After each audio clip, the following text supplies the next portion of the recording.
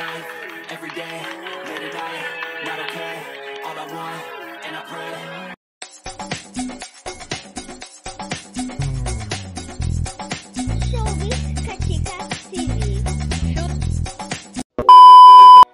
Hello mga kachika! Matapos nga talaga namang napakabonggang bakasyon ni Daniel Padilla sa Visayas kasama nga ang kanyang mga kaibigan, kamag-anak at kapamilya. Kahapon naman, April 26, 2025 ay isinelebrate naman nga niya ang kanyang ika-30th birthday.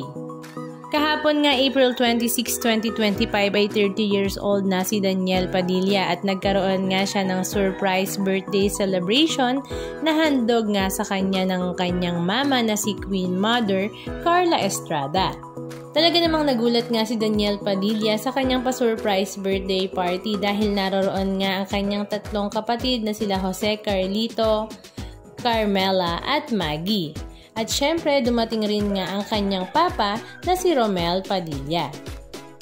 At dahil present nga ang kanyang papa na si Romel Padilla, ay nagkaroon nga sila ng family picture tatlo kasama si Carla Estrada na talaga namang kitang-kita nga sa mga mata at ngiti ni Daniel Padilla na tuwang-tuwa nga siya sa pagkakataong yon. Samantala, dumating rin nga ang kanyang mga malalapit na mga kaibigan na sila Sanjo Marudo at L.A. Tenorio na talaga namang gulat na gulat nga rin siya dahil present ang mga ito sa kanyang birthday celebration. Halika at panoorin natin ang ilan sa mga video clips ganap na kanilang ibinahagi sa kanilang mga social media account. Happy 30th, Daniel Padilla!